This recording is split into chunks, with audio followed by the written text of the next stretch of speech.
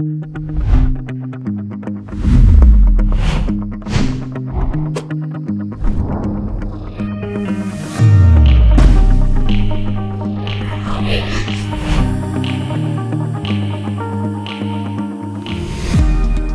my name's David White, I'm the Managing Director of White's Bakery. Together with my team of 38 people, staff on site here in Worsborough Bridge in Barnsley, we produce a range of specialist individual portion cakes, predominantly for the schools market.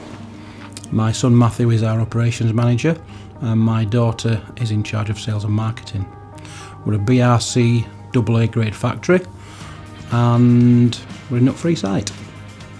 I was approached by Kevin Steele from the Business Village to be part of the pilot programme in Barnsley, and it seemed like something quite intriguing or exciting, or something that as a business I felt as though I ought to get involved with to understand what it means. I think we're all well aware of the massive hikes in energy costs, and I suppose for me it was a case of how can we mitigate that increase, and it sort of sparked my interest in making a saving within the business, I guess. But it's not only that, I suppose it's also about looking at our green credentials, the type of customers we want to deal with in the future. I think there's an expectation there that people are going to want to expect to deal with companies that are considering the planet's future, sustainability, what we're doing to mitigate the problems we've got in the world at the moment. I think what it's done, it's made us look at key areas of our business like energy usage, gas and electricity being one of them, our vehicles and the way we use our vehicles.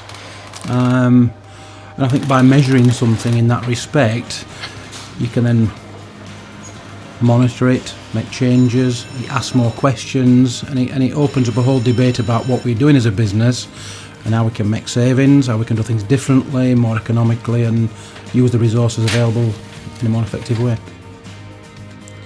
So the start of the journey was for us to understand where we are as a business. So we got a diagnostic tool provided, which we had to complete, which measured things like energy, fuel usage, things like staff journeys to work, flights with the business, hotel accommodation, and then we were looking at things like goods coming into our business and the impact they have on the environment, goods as we sell them on and the transport costs taking goods to our customers. So I suppose in a nutshell, we were looking at if we weren't here as a business, what would disappear? We are here, so what's the impact? And it's that the diagnostic tool helped us to measure, which then gave us our carbon footprint.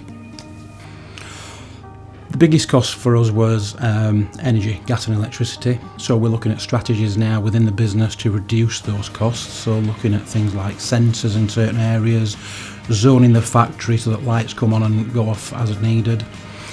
We've looked at our oven capacities and how we use our ovens. There are other machines like cooling tunnels. We've took out the process altogether, which was a big saving, and we're letting products cool naturally now rather than forced cooling. We also, prior to this, we were on this journey already. We've looked at our waste stream, so we're looking at how we handle cardboard and waste plastic and waste food within the factory. So we had, as a business, everything at one point was going to landfill. We're now recycling all our cardboard, we're recycling all our clean plastic, and all our food stuff is going to for pig feed, for animal feed. And we're actually getting paid now for the cardboard and the plastic. So there's a business case for being a little bit greener, I guess. I think looking at the diagnostic tool, it shows that our own transport is quite a big contributor to carbon emissions, and then the gas and electricity that we use within the factory and the process is quite a big chunk of that. They're the areas we're focusing on. We've also already took steps to reduce the electricity usage within the factory, looking at when ovens are on, looking at when lights are switched on and off. We've got sensors in certain areas now which turn off automatically. We didn't have that before, so straight away we were measuring our electricity usage every week. We could see with these small changes already the electricity usage is coming down, and that straight away it's the bottom line. That's an absolute no-brainer. Our ovens are gas fired, so looking at when things are baked, trying to batch things together better. We've got certain pieces of equipment. I mean, ovens is a big usage of gas, and staff had got into the habit of maybe leaving them switched on, but now as soon as they're finished with, they're turned off straight away, and that's a habit everybody's got into. And the fact that we're sharing this information with people now, and they're understanding that we're trying to, I mean, everybody's aware that energy costs have gone up, but the staff, more importantly now, they're mindful of this and they're taking action themselves. They're actually realising that light should be turned off in certain areas, ovens need batching, and just processing differently and thinking differently to get these energy costs down. The process has been, once you get your head around it and you understand the diagnostic tool and the information that you want, there's a bit of legwork, I suppose, in pulling the information together, and a bit of a routine digging old water bills out and old gas bills and finding out where we are. But then it's just simple weekly routines like checking your gas meter every week, checking your electricity meter every week, starting a graph and recording that information so you can see the changes that you make are having an impact straight away.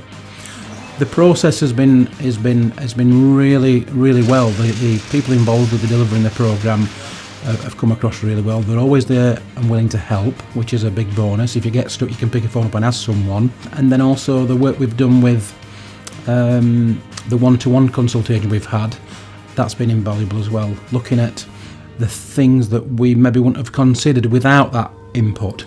Looking at new technologies, looking at new electric vehicles. We had a report done about our electric vehicles going forward, because that's a big area of concern for us. But then it's looking at the factory as a whole and coming up with different recommendations and different strategies that we can consider within the factory. That's been quite an eye-opener as well. So it's been really beneficial. The programme as a whole has been fantastic. The support we've had from everybody involved with the programme it's been there when it's been needed. There was a slight getting your head around understanding what it all entails, but once you understand it, the process has been quite smooth, to be fair, and it's helped me understand more about our business and the impact that our business is having on the environment. I think now we've got an understanding of what net zero means, and we've got a better understanding of how our business impacts the environment as a whole. I think it's now keeping the net zero journey as part of our agenda. It's on our monthly management meeting agenda, and it's engaging with staff, educating staff, and making sure that everything we're doing is helping us on that journey to becoming a net zero business. We've all got a duty really to understand the impact that we have on that business. I think you're either part of the problem or part of the solution, and I think it'd be nice going forward that we'll take a bit of responsibility, understand where we are, and go and make a difference in our own businesses. And you never know, there might be some bottom line savings there as well.